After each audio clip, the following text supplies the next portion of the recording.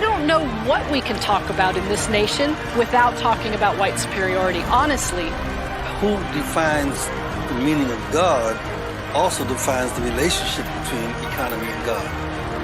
African Americans spent $1.3 trillion last year, making us the 16th wealthiest nation in the world. Why have we not turned those riches into wealth to develop our community?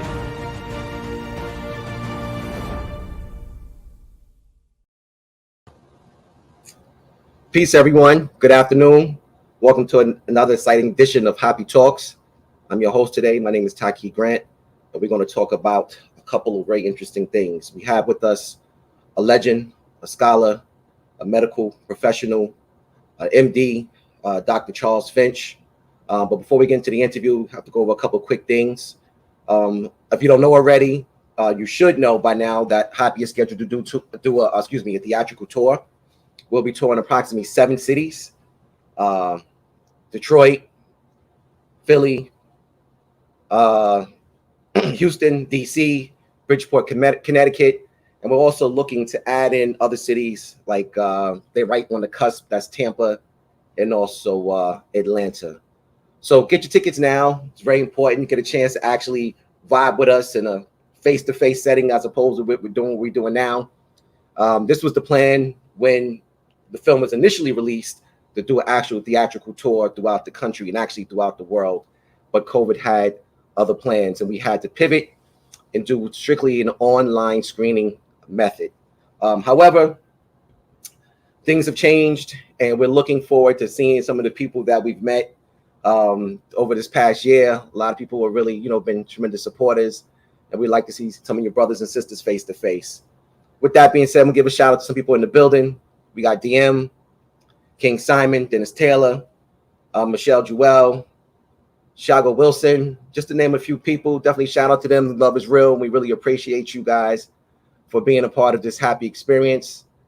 Like we said, Dr. Charles Finch and I have been talking for some time, and I got to give a shout out to Tony Browder for being instrumental in helping develop and cultivate this interview today, because this is one that we've been looking forward to doing for a long time. I know some of you guys have even requested Dr. Finch to come on HAPI Talks, and we're definitely excited about that.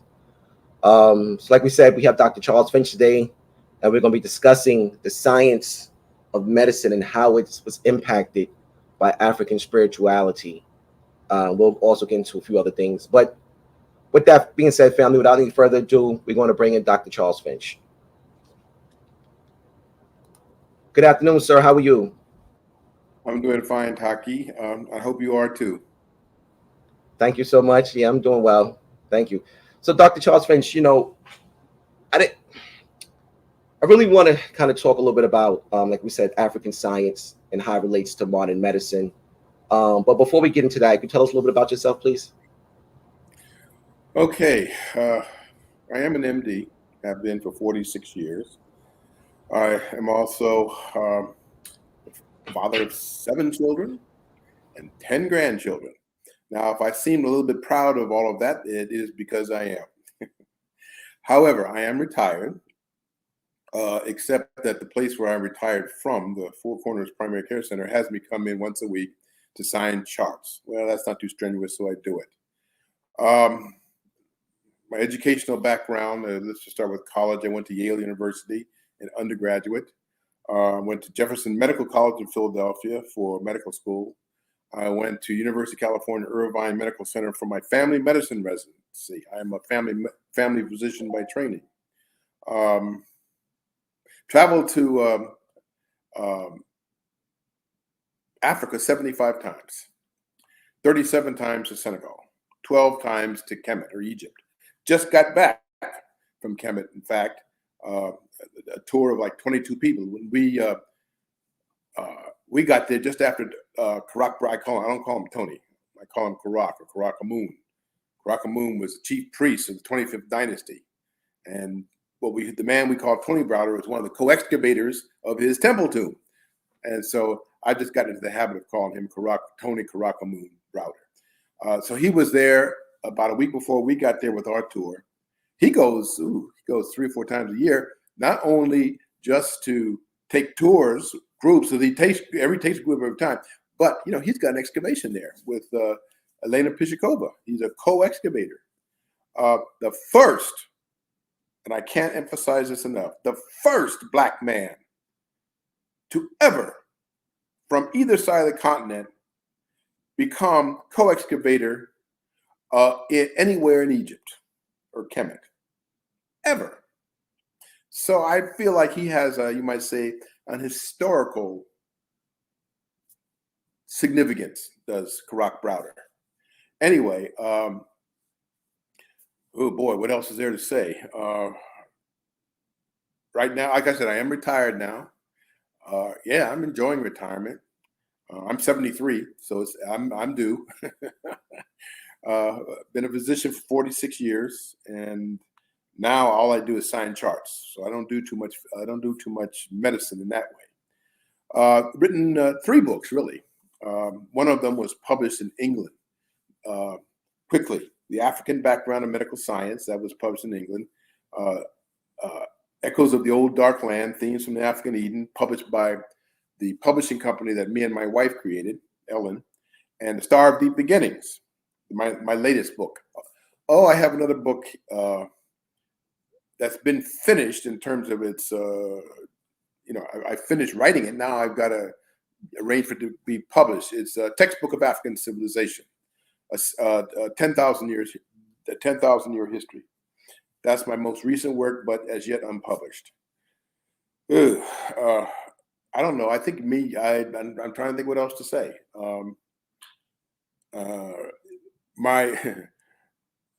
One thing I'm happy about, and then I'll kind of shut up.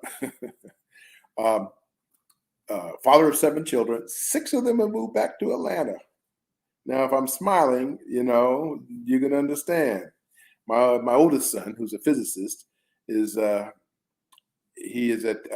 Virginia. Oh gosh, he's in Virginia.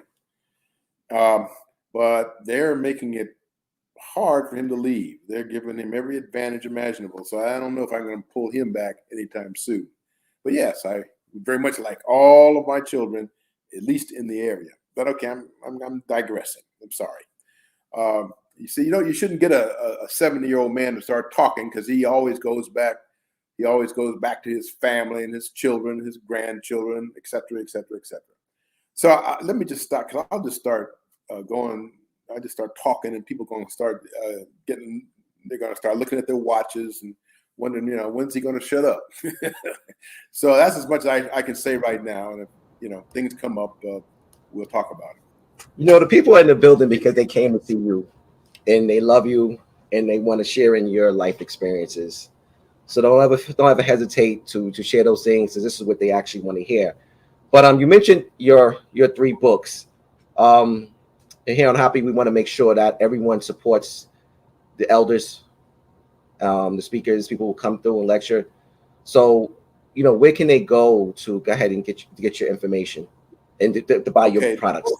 Yeah. First thing that I mentioned, there's a history with it. It was actually published by a man named Saba Sakana out of London.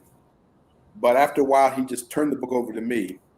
And it just kind of is not in print anymore, although I'd like to get it back in print. It's called The African Background of Medical Science.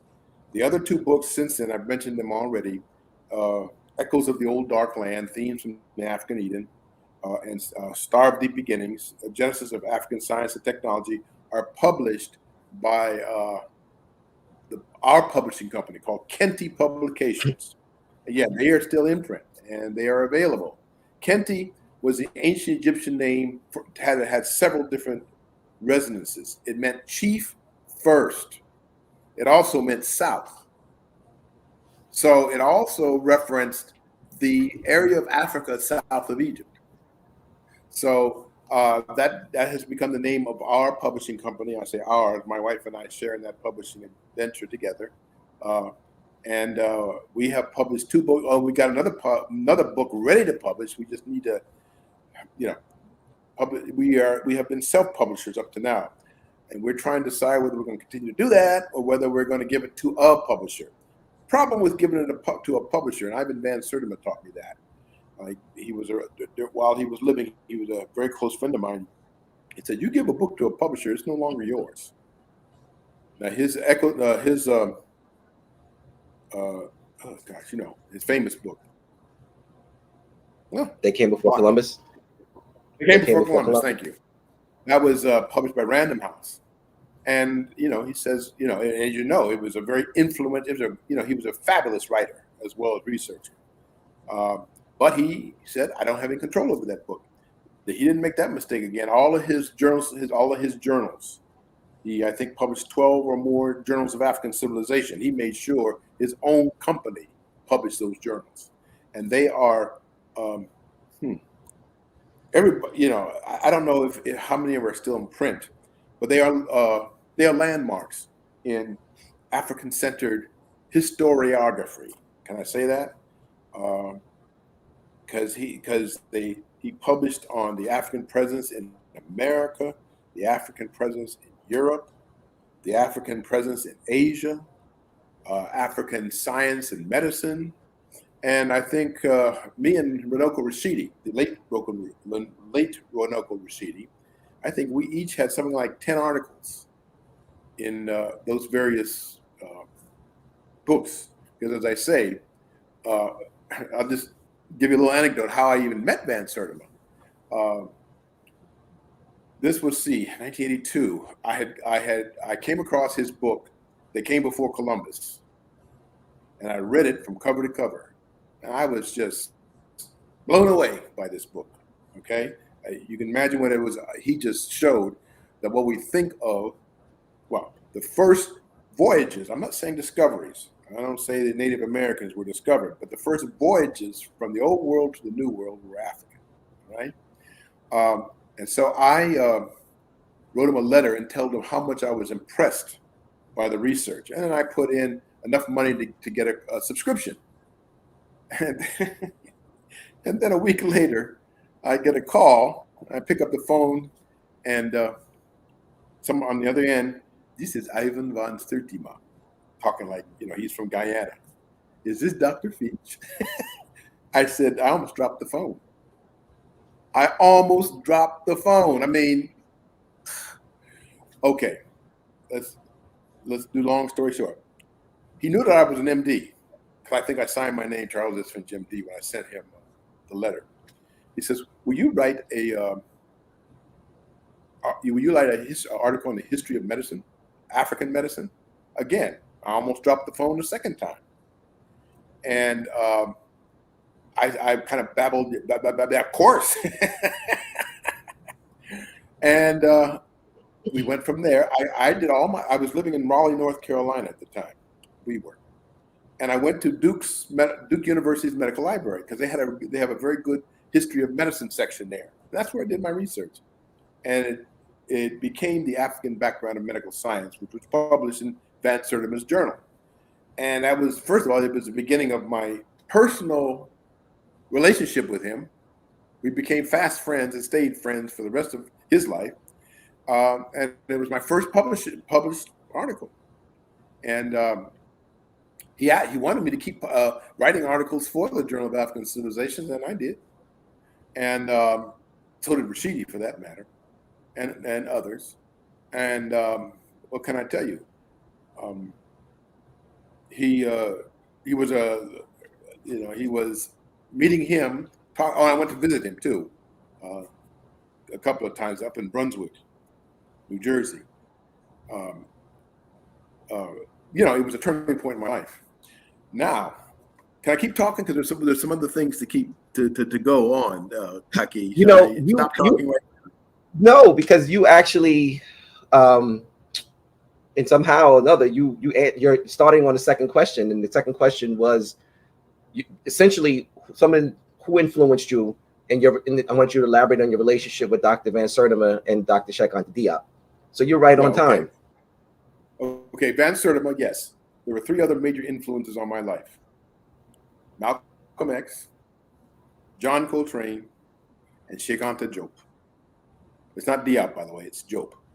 Senegalese, Wolof.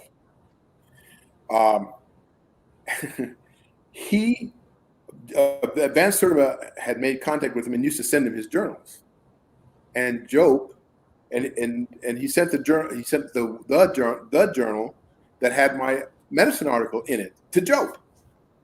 And Job wrote Van Sertima back and told him how much he was impressed by my article. Now, my teeth are always dropping out, right?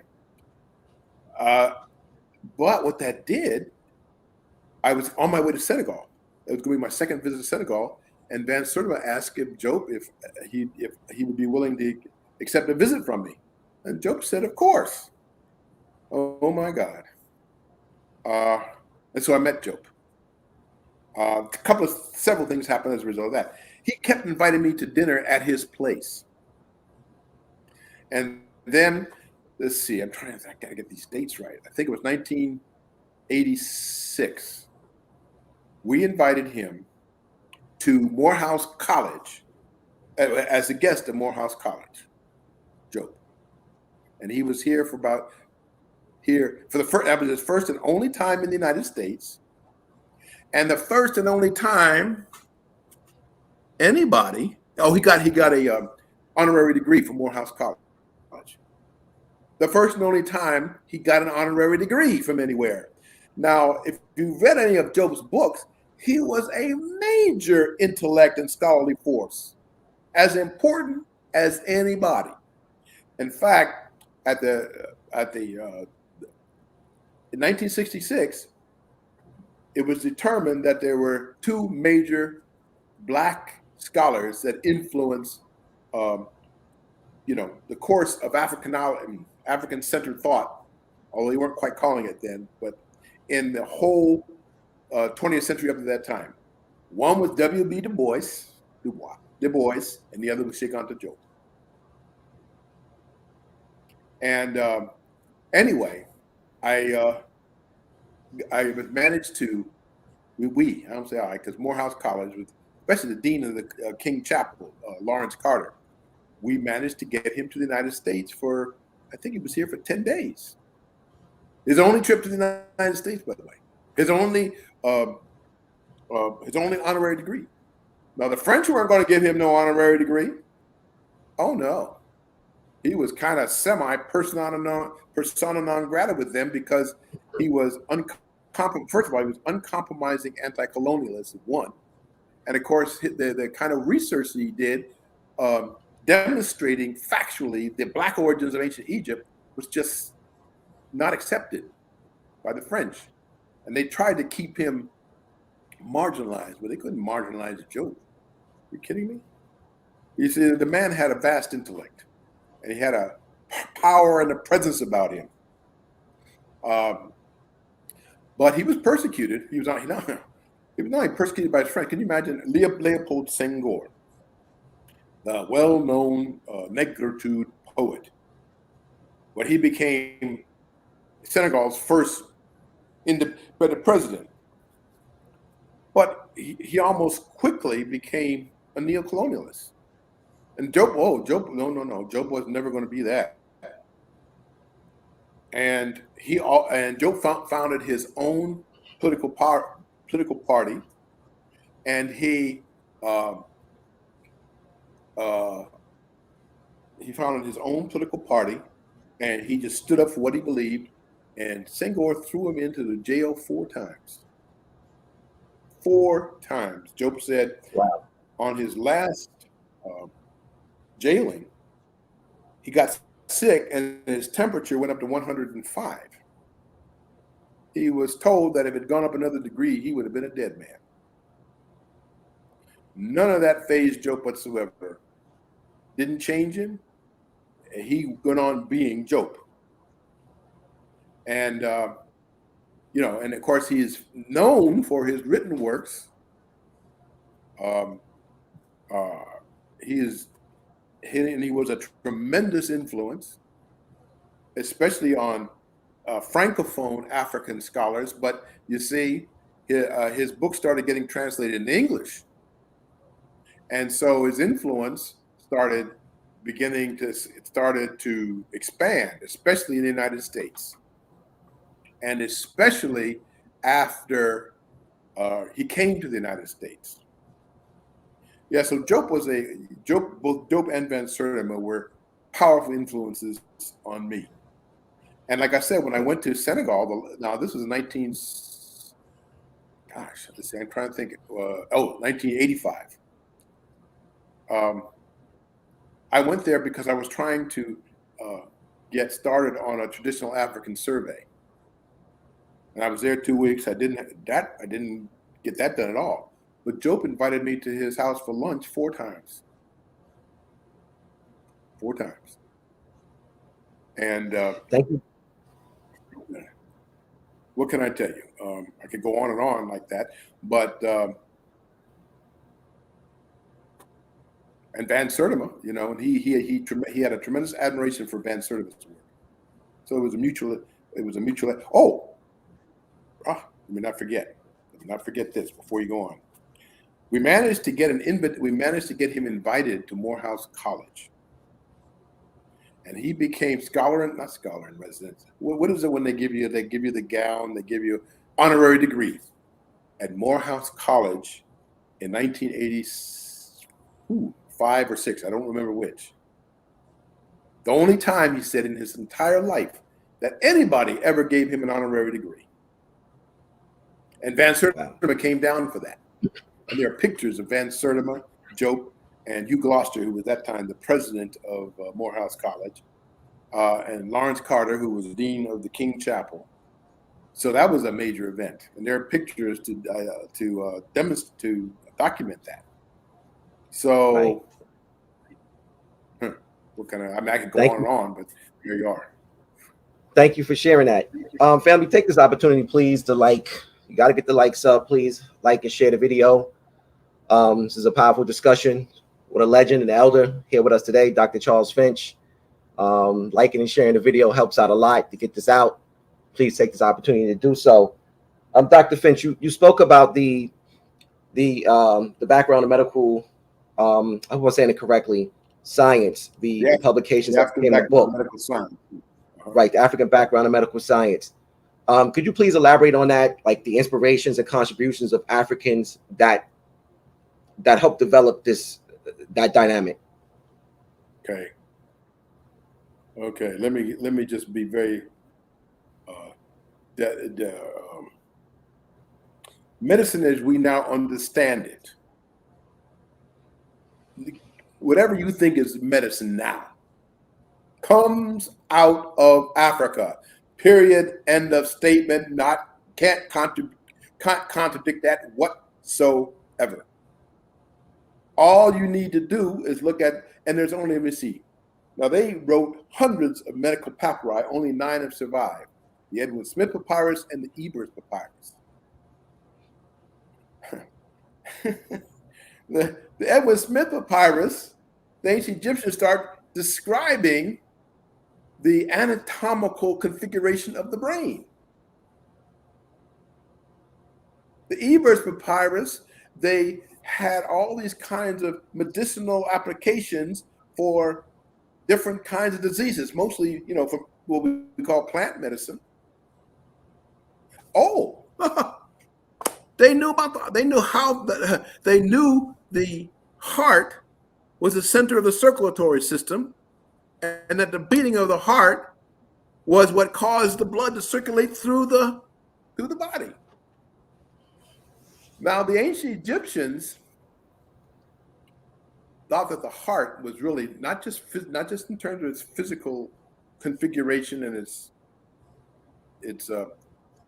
source of the circulation of the body, but the heart was for them the source of human spirituality. Okay? Not that they discounted the brain. They didn't do that. But for them, it was the heart. And even now, we use that same terminology that comes from that. If you meet someone, you say, if you're in love with somebody, I lost my heart to him or her. Or if you see somebody who's nice, he or she is good-hearted. If he isn't nice, he is hard-hearted. All that conception of, that all comes from ancient Egypt. And the heart was really the center of their system. They knew the brain now. They knew about the brain, but they focused on the heart. And they knew the circulatory system, because how you know that? Because they took the pulse and measured the pulse.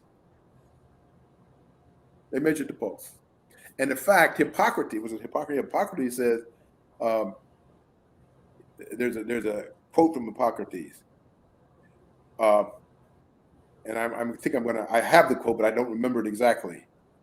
And in fact, he says, "There's nobody who ever accomplished as much in medicine as the ancient Egyptians. Nobody." Hippocrates never claimed to be father of medicine. He would never have had the audacity to say that, and he didn't. He knew where medicine came from. All the Greeks did. All the Greeks with any, education.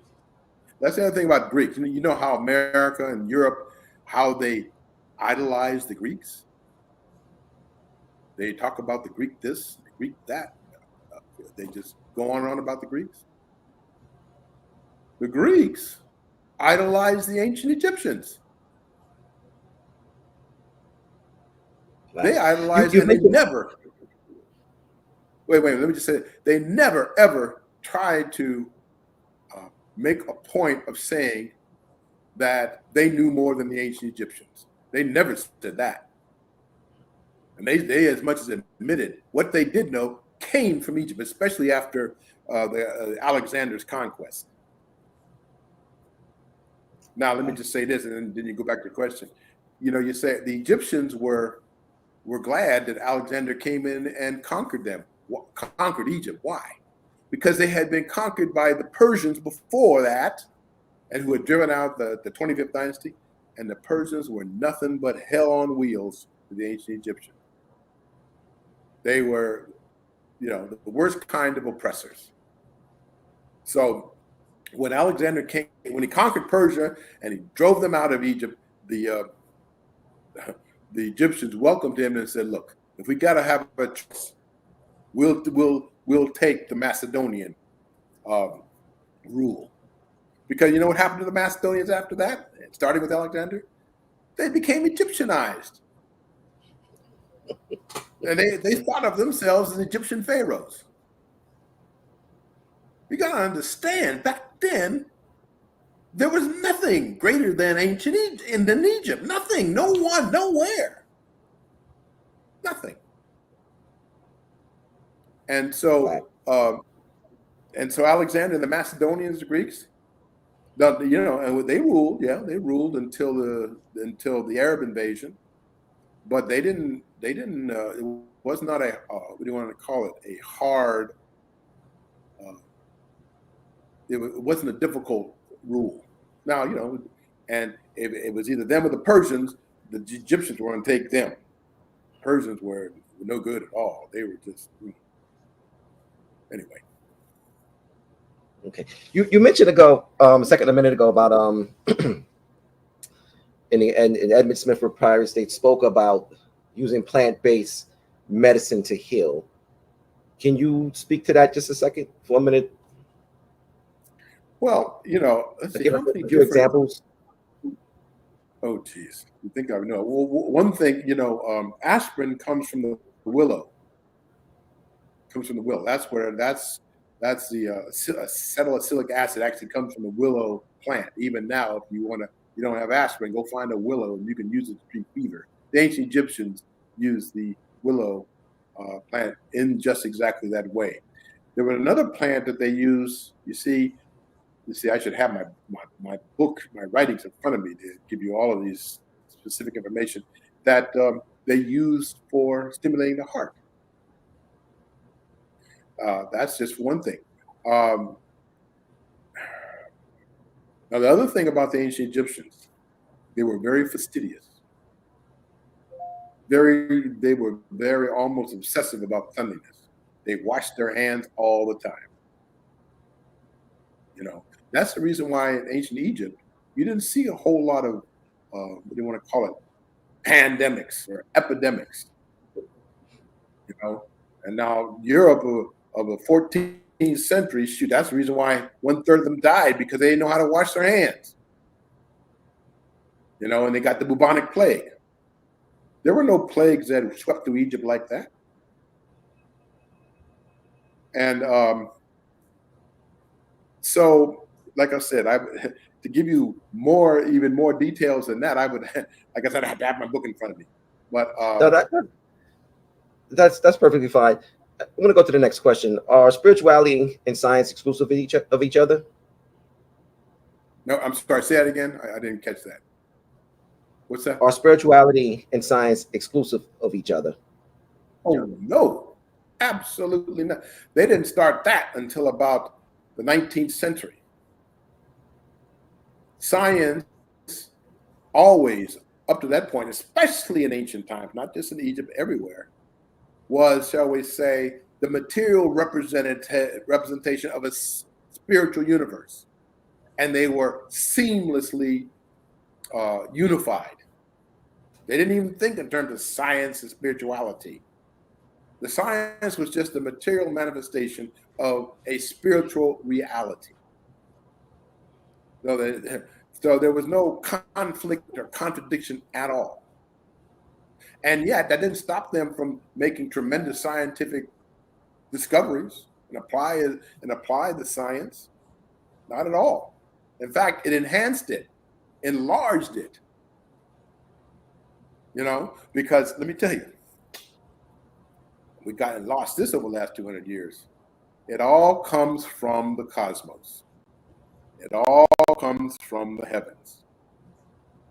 You know, you didn't, even in Africa today, you don't do anything without what we call the gods. You didn't in Egypt either. You know, especially Thoth or Jehudi, he was the god of a lot of things, and one of the things he was the god of was medicine. And so there was always a seamless link between the spiritual universe and the material universe, between science and spirituality. Okay. And I need to say more about that, because I don't know if we quite appreciate it. So the priests, I can say this. The priests were physicians and the physicians were priests. Always. I like that. Priests were physicians, physicians were priests. Yes. Yes. So you mentioned a second ago about the cosmos and its relation to who we are here on the planet Earth. And I tell you, you're right on time with the next questions, because it's all kind of in sync with each other. So when we think in terms of the ages of convergence and transitions, can you please explain what that is and its importance? Well, no, wait a minute. Repeat that question to make sure I understand what you're trying to ask me. Talking about the importance of the ages going through the cosmos and how we're impacted. Oh, okay. Yeah. Oh, yeah. My favorite subject. First of all, the Earth, the axis of the Earth, it spins on its axis, and then it makes, and it's tilted 23.5 degrees from vertical. And that means it makes a slow 26,000 year revolution around this vertical axis. 26,000 years. That is the so-called Great Year. The ancient Egyptians discovered that. They probably discovered that before dynastic times. Dynastic times, the dynasty starts 4000 BC. And they divided it up just like they divided it up into 12 months. But each month was 2,160 years long. Today, we look at each one of those months as being a, quote, age. And each age had a power and I don't know, I'm at loss for words. They put their whole stamp on the world during that period of 2,160 years.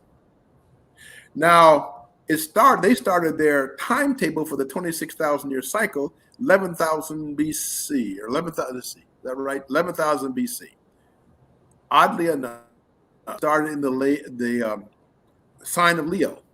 It didn't go forward in the way you might think from Leo to Virgo. It went back, or we consider it backwards because that's the way the Earth's axis moves. It's counterclockwise. So from Leo back to Cancer, back to Gemini. Now Cancer was Leo was the lion, Atum. Okay. From there it goes to Gemini. That would have been Horus and Set before Set was demonized. He wasn't always demonized, you know. That's a whole other subject. So that was the epic of the twins, 2,160 years of that. Then they moved back to the into the sign of Taurus, which the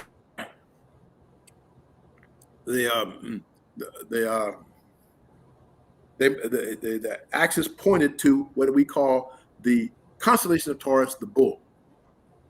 Well, that was Osiris. And that's when you saw bull symbolism. Every time this happened, these symbols would manifest themselves on Earth. Like, for example, bull symbolism was deep in Crete. They did things like bull riding, and they venerated the bull. So did the ancient Egyptians when you get right down to it during that period. And the bull was identified with Osiris. Then you keep going back. It goes back to, let me see, bull, Aries, the ram, in which lamb, ram, and shepherd symbolism came into being. And this is when you see the Old Testament. Now, there's some Christians out there, aren't there, Taki? I'm sure there are. Okay. Yes, sir. When and why do you think Jesus was called the Lamb of God?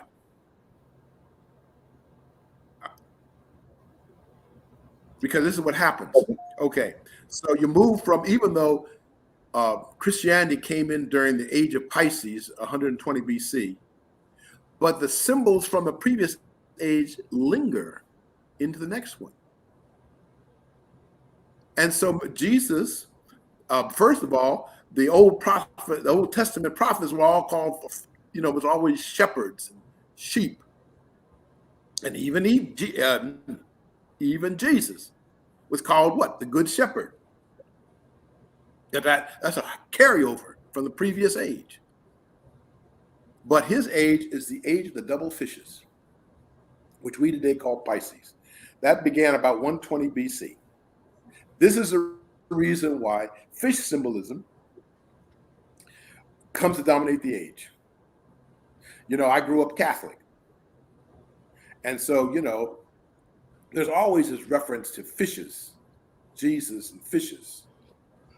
I forgot. What about when he is feeding the multitudes? Jesus. Yahushua is his name, by the way. Jesus is Greek. Yahushua was his name. He feeds the multitude with what? A loaf of bread and 2 fishes. Yeah. And so this is indicative of the essence of that age that was coming into being through the avatar, who his name was Yahushua, and then the Greeks, called him Jesus. Now, when does the age of Pisces come to an end? 19 years from now. Actually it's 18 years. It's 2039. And what comes into being after that? Comes into play. Starts a new age. The age of Aquarius. The water man. Also the water goddess. Now, I don't know. I'm probably not anybody old enough to remember the musical Hair. This is the dawning of the age of Aquarius. The age of Aquarius. Anybody remember that? That was back in the 60s. Now that's my era. So maybe nobody watching this is that old.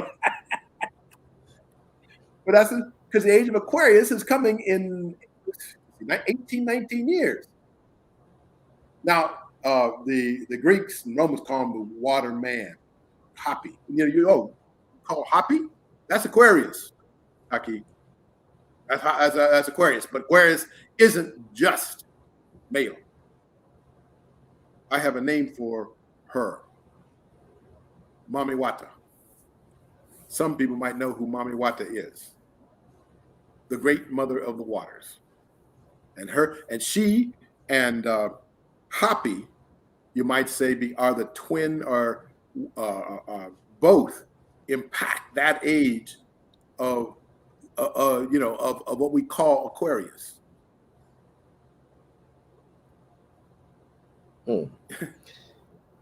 That's nothing you do or think or anything. It isn't just stuff that just comes out of nowhere. It's up in there in the heavens.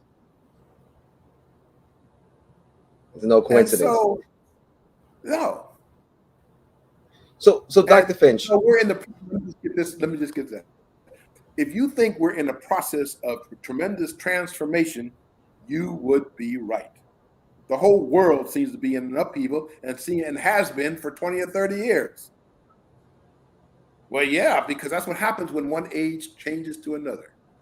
There's always this period of upheaval. And it's not always good. It can be very destructive. But because what's happening is that the old age is making way for the new age, and that's always upheaval. So the age of Pisces is in the process of is fading out for the next 26,000 years, but it'll be another 18, 19 years before Aquarius. And what do I mean by that? Aquarius will be the first constellation that rises on the eastern horizon at dawn at the spring equinox. Right now it's Pisces that does that. Before that it was Aries. Before that it was Taurus. So what is the constellation that rises at dawn at the spring equinox? Right now it's Pisces. That's why we're in the age of Pisces. In 19 years, it'll be Aquarius, the so-called Aquarius. That'll be the age of Aquarius. And that's both HAPI, but it's also Mami Wata, or also, if you got any people of the Yoruba persuasion out there, it's Mami Wata Oshun. Both, because they're mother and daughter, and they're of the waters, and they're unified. I mean, but you call you are HAPI. I hope you need to. I don't know what I want to tell you. You need to not merely embrace that. You need to get hold of it, study it, understand it. I was just in Egypt. I told you, and one night I couldn't sleep, and I got up at 2:00 in the morning. I went, and I was on the island of Elephantine. That was the southernmost island on the Nile River, almost right near the Aswan Dam, and that's where the hotel was. And so I watched the Nile. I went out to the veranda and watched the Nile flow north at night, and I said, "Oh, now I understand why the ancients worshiped the Nile. It radiates something at that time of night.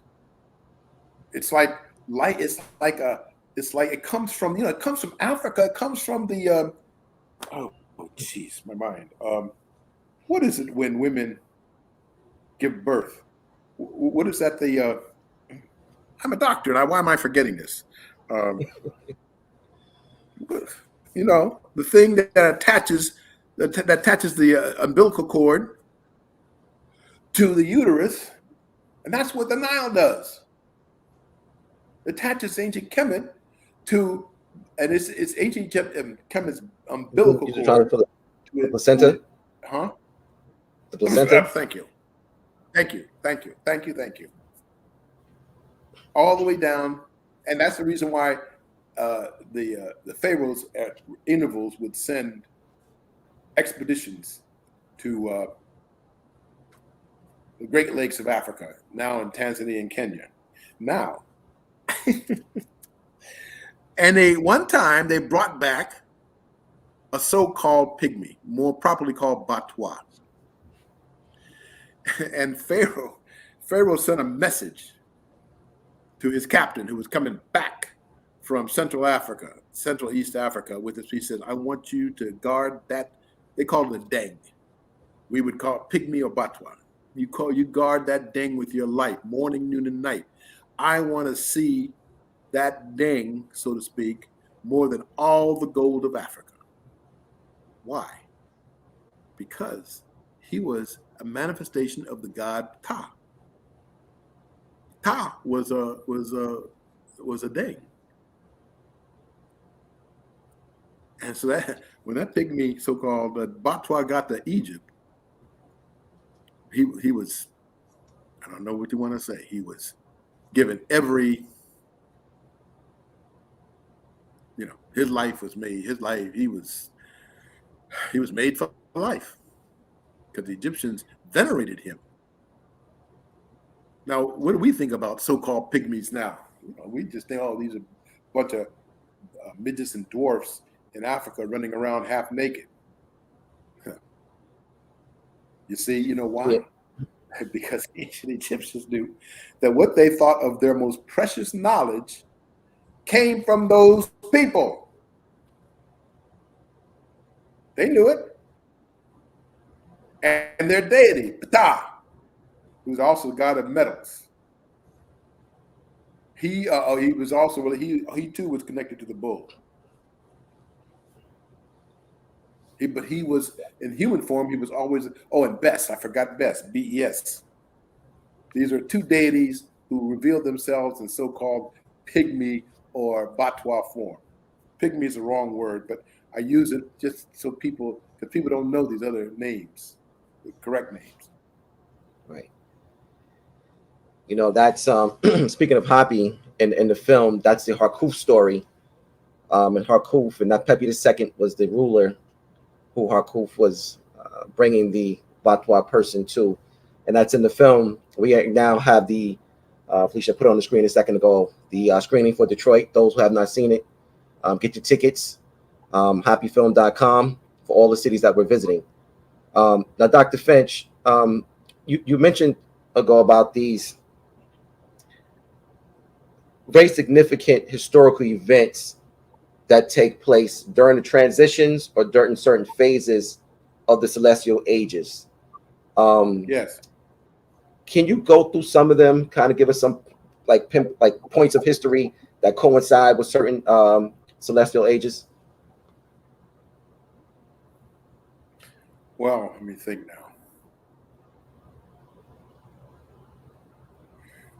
now. I'm just trying to think, going from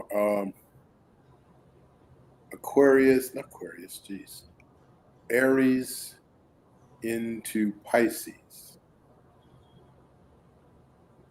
Well,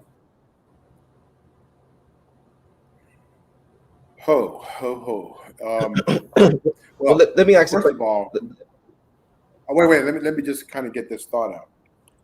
First of all, what you saw is a change in the power relationships in the world at that time, because who emerged that time as a dominant nation, civilization at that time, about the time when there was this change going on, and kind of dominated, conquered almost everybody, at least in that part of the world, the Romans. And so the Romans came into their power as a part of this transformation, this change from Aries, and let me get it right now, into Pisces. And this is what you always see. So, I don't know what to make of this. If Aquarius is coming in 19 years, what's that going to do to the power relationships in the world?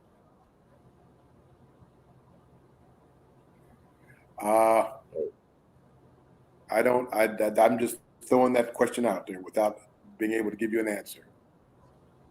But something's going to change. It's already changing. There's nothing you can do about it. Nothing anybody can do about it. All the military might and wealth in the world can't change, like I said, these cosmic movements and what they mean for the world below us. Right. This is ordained by heaven, you could say.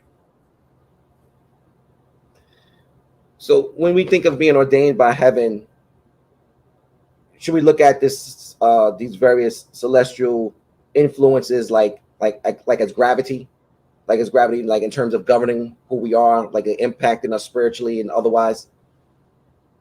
Okay, use that word. Tell me more about what. Explain what you mean by gravity, because I think you have a concept there that we just need to get hold of. I'm thinking of laws, certain universal laws, certain earthly laws. When we think in terms of these celestial constellations and how they impact us, are they impacting us in the same way gravity does? Does it have that great of an influence upon us? Oh, easily.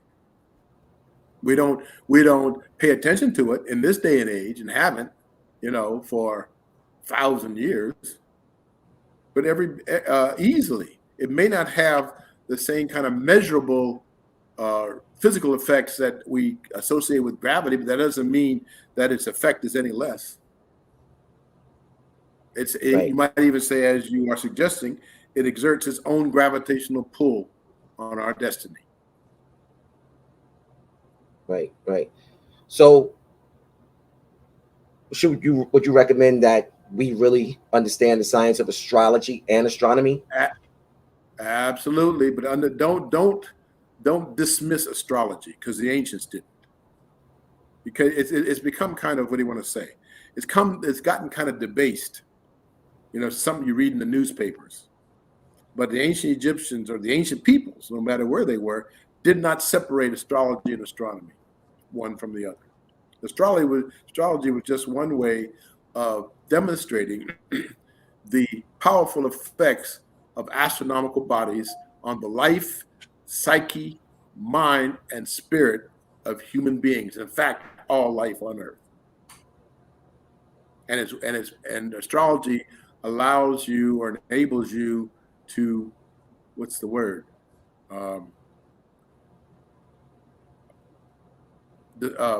See how that is happening, and when it's happening, and what it means. Right. It seems like the comedic. We are all star beings. So why do I say that? Because this is what even physicists have finally realized. Every one of us and everything in life on Earth is made out of stardust. Everything made out of stardust. Because, let me see, that was probably, there are two related stars in the heavens, southern heavens, Sirius A and Sirius B. Sirius B, at one time, eons ago, I don't know, probably 5 billion years ago, or I'm not even sure when, exploded. It got bigger and bigger and bigger until it couldn't sustain its size and exploded, and then collapsed down to a body not much larger than the sun. And when it exploded, it sent all of this material elements out into the universe at light speed. And then when it slowed down, you know what it created? The solar system. Probably more than one solar system.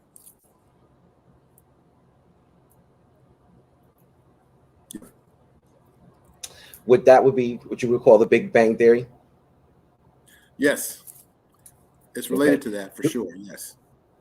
Do we have something relatable in the cosmology, particularly of ancient Kemet, that relates to that phenomenon? I'm trying to think. That would require me to do a little reading and research about that. I'm just trying to think if anything comes up quickly in my mind.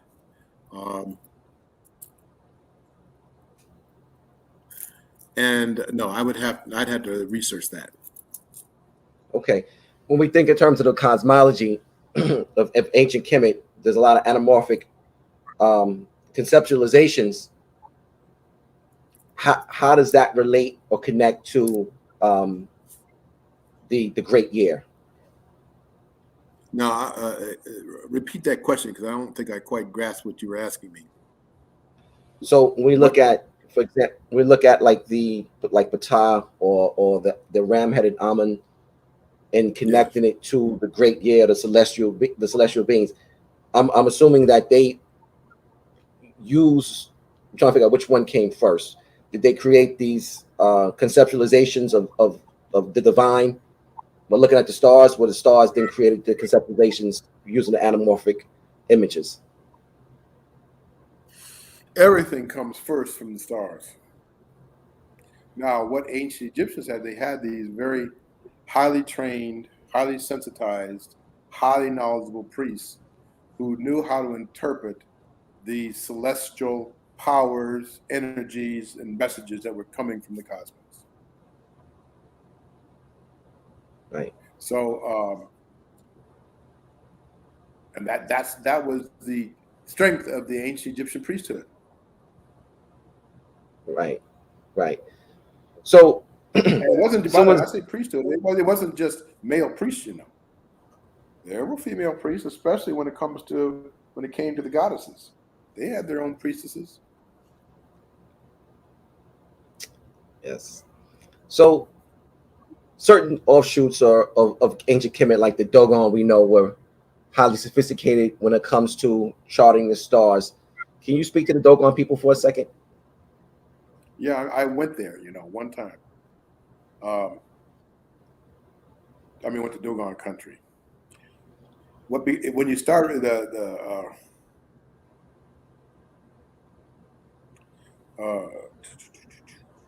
what's that book?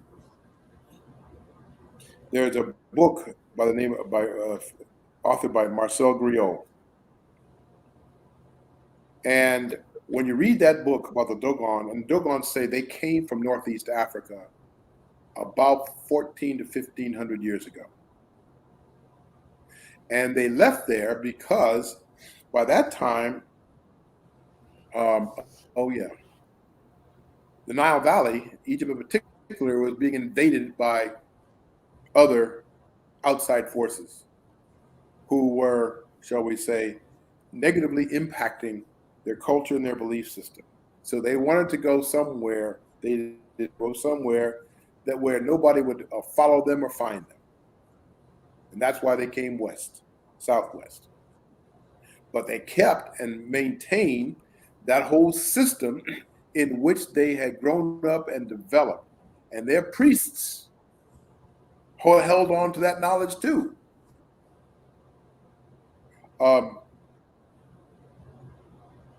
Why am I blocking? And the Dogon, Marcel Griot and Germaine Dieterlen were two French anthropologists. And they went back and forth to Dogon country to teach the pale fox. I'm going to put it right up there. Thank you. Pale fox. That's it. Sorry. Pale fox. For 25 years.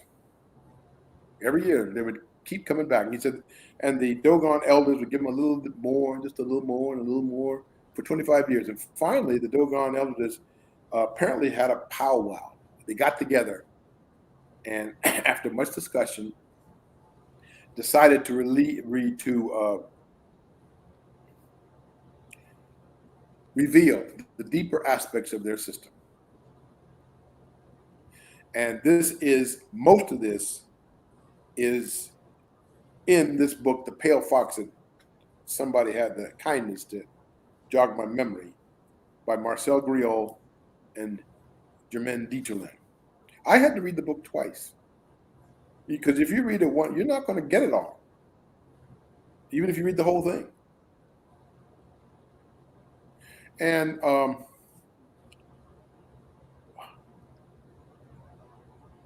So, oh yeah, the other thing we saw at the with the Dogon, we saw their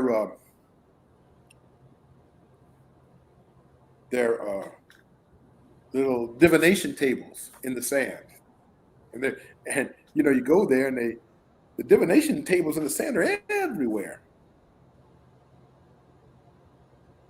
And if you look above there at the bottom of the Bandiagara cliffs, and you look above, there are these ancient cities. And these were the cities of the so-called Telem. And we were told they stretched for 123 miles in that,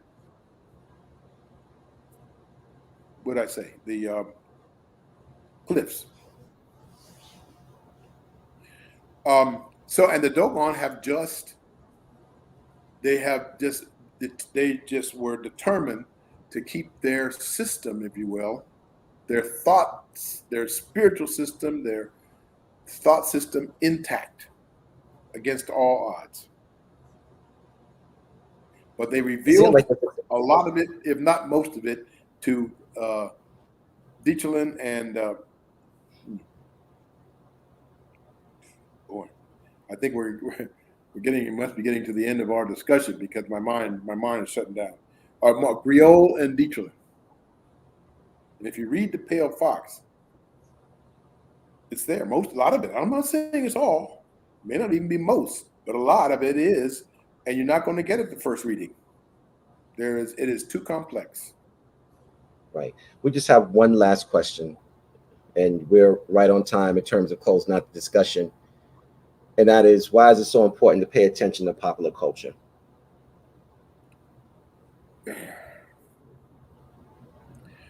Because popular culture has no mind of its own.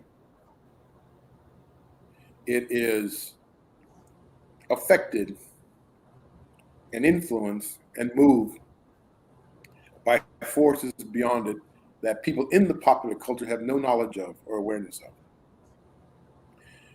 And too often, that has a destructive outcome.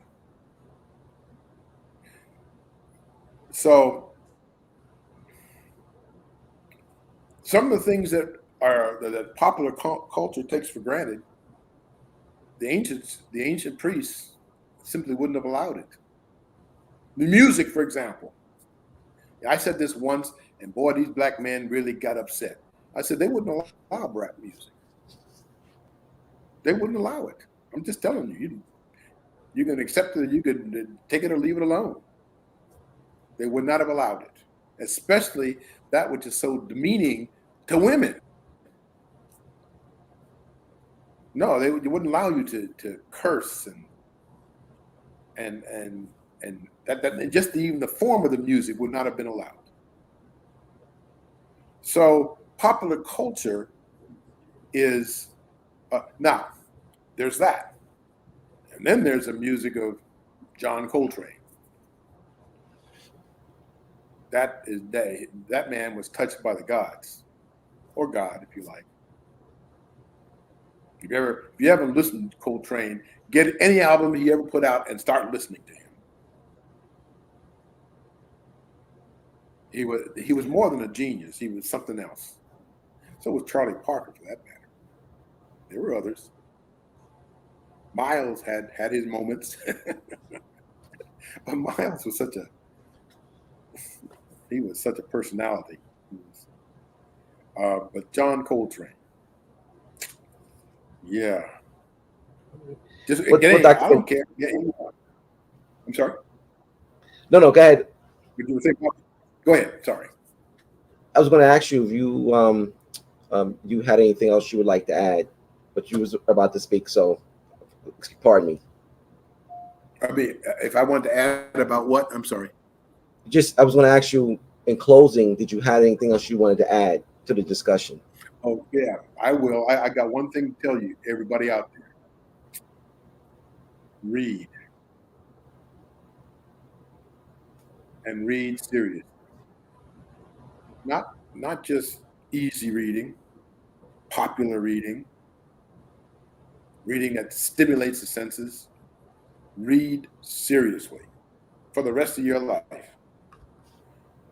98% of you are not going to do that.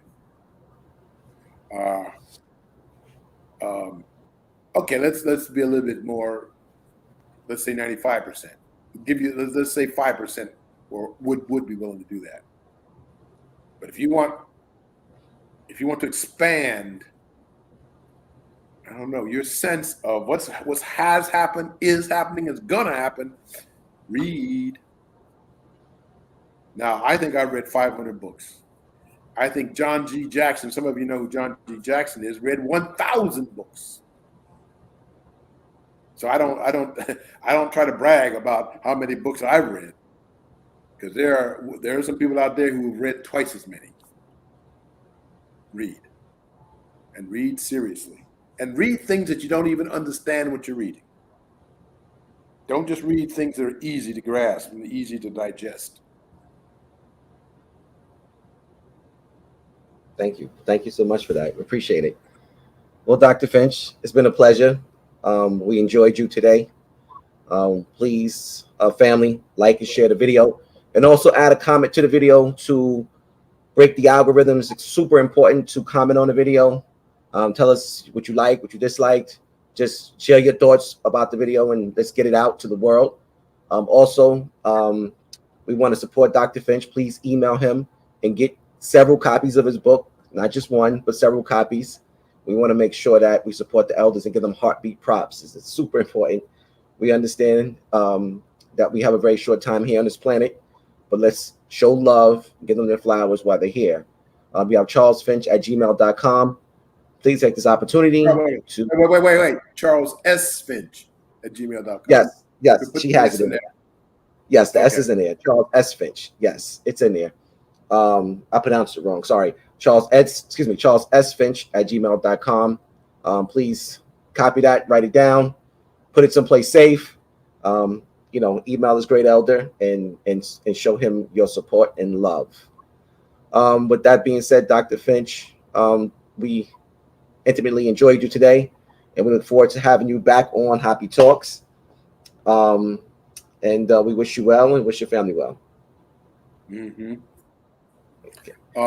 Pay attention to HAPI, audience. HAPI is serious. It's not just a name that they have dreamed up. He's real, very real. And he is powerful. Thank you, Dr. Finch. Thank you for that. We greatly appreciate it here at HAPI. And look forward to seeing you in the future. All right, take care. So family, we just want to go over a couple quick things. One is the screenings that are coming up, the HAPI Tour. We spoke about it earlier. Please go to hapifilm.com. We have about 5-6 cities on there right now. We're working on a couple more. And as they come around, we will definitely share them with you. We also have a show coming up this Thursday. Speaking about the One Africa Returning to the Source Conference in Aswan, Egypt. We'll also be speaking about different opportunities to be a part of that experience, so you're not going to want to miss that show. We're looking forward to having the panelists or the presenters of that conference being on a show all together, talking about how all African cultures are connected with each other, either through language, customs, culture, ethnicity, etc. We spoke about the Dogons being connected to ancient Kemet. So all this will be a part of the conference in Egypt in February. So you're not going to want to miss that. So our next show this upcoming Thursday, we'll have some of the scholars that's going to be there presenting, and you make sure you are in the building Thursday, 7 p.m. Also, if you're not signed up for the newsletter, please take this opportunity to do so. A lot of the information that we're presenting comes out in the newsletter, and you'll get it firsthand without kind of having to wait for our HAPI Talk. So be a part of the newsletter, because you'll get kind of firsthand hot off the press information. And that's, I think, pretty much it, family. Oh, also, please, if you don't have your HAPI merchandise, so I got the little orange HAPI shirt, please go to hapifilm.com and get yourself one of the dope shirts. Shout out to my man, Imhotep, Nubia Apparel, for designing our apparel wear and HAPI. Definitely want to appreciate everyone. Gwen Carter, DR Patah, Sharon Anderson, Nafisa Hope, all those who are here today in the building. Love, respect you guys, and we look forward to seeing you soon in your cities or here on HAPI Talks. And with that being said, take care. Peace.